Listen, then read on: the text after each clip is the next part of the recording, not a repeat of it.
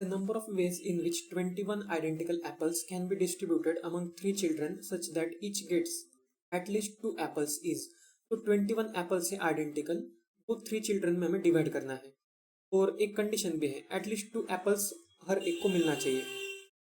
अगर हम ऐसे करेंगे कि हर एक चाइल्ड को जो एप्पल्स मिलेगा, नंबर ऑफ एप्पल्स, उसको हम X Y and Z assume कर लेंगे, तो इनका सम 21 तो होना चाहिए क्योंकि टोटल नंबर ऑफ एप्पल्स 21 है। लेकिन इसमें एक एडिशनल कंडीशन भी है, x greater than equal to 2 है, y भी ग्रेटर देन इक्वल टू 2 है और z भी ग्रेटर देन इक्वल टू 2 है। इस सबको एटलीस्ट 2 एप्पल्स तो मिलना चाहिए।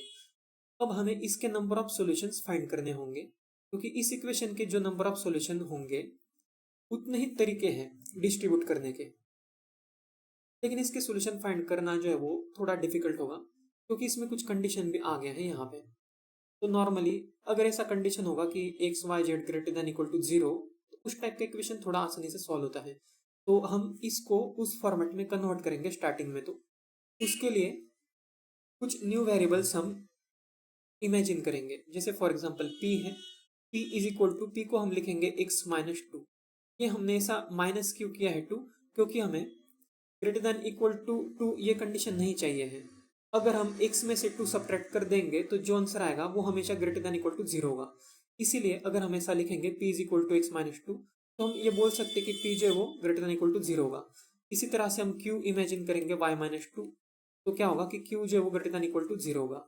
और इसी तरह से r इमेजिन करेंगे z माइनस 2, तो r का भी जो होगा वैल्यू वो ग्रेटर देन इक्वल टू 0 होगा। अब हम ये इक्वेशन जो है हमारा, इसी को फिर से लिखेंगे वेरिएबल चेंज करके। तो x की जगह पे हम लिख सकते हैं इस रिलेशन से p प्लस 2, तो यहाँ पे लिखेंगे p प्लस 2 प्लस y को लिखेंगे q प्लस 2। इसी तरह से z को लिख सकते हैं r प्लस 2 और ये इक्वल होना चाहिए 21 के।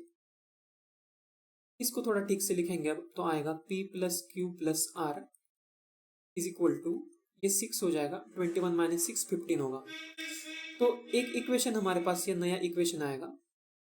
तो हमारे पास स्टार्टिंग में जो इक्वेशन था x plus Y plus Z is equal to 21, उसमें कंडीशन भी था कुछ, इसमें भी कंडीशन है, लेकिन इसमें कंडीशन जो है वो थोड़ा अच्छा है। ग्रेटर देन इक्वल टू 0 अगर होगा तो इसके सोल्यूशन हम आसानी से फाइंड कर सकते हैं। कैसे करते हैं वो भी हम देखते हैं। अब इसके हमें सोल्यूशन फाइंड करना है कि कितने सोल्यूशंस होंगे। इसके जितने सोल्यूशंस होंगे उतने ही सोल्यूशंस ये ओरिजिनल इक्वेशन के भी होंगे। अब इसके इक्वेशन फाइंड करने के लिए एक मेथड है जो आप याद रख सकते हैं और इसको यूज कर सकते हैं, बहुत सारे क्वेश्चन में है। तो हम ऐसे करेंगे कि ये 15 जो नंबर है, 15 एप्पल्स हमें डिस्ट्रीब्यूट करना है।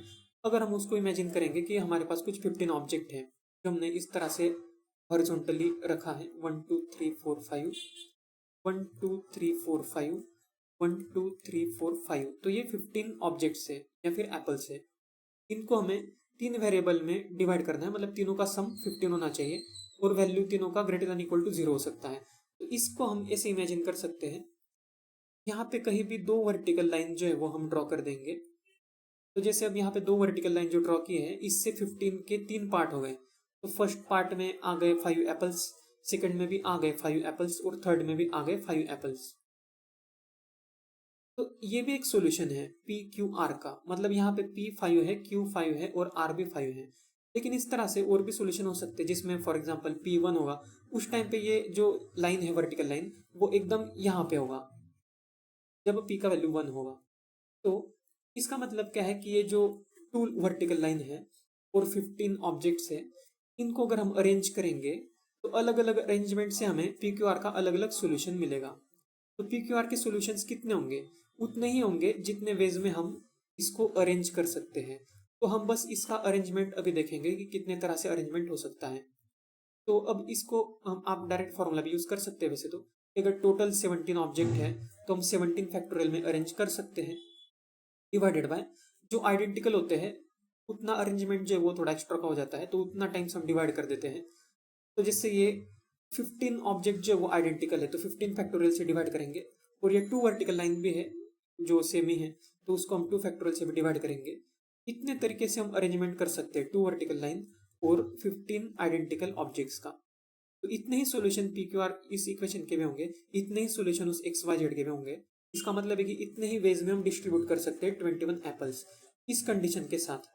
तो अगर इसको कैलकुलेट करके देखेंगे तो ये आएगा 17 इंटू 16/2 और इसको सॉल्व करेंगे तो ये आएगा 136 के इक्वल। तो इस क्वेश्चन का आंसर होगा डी ऑप्शन।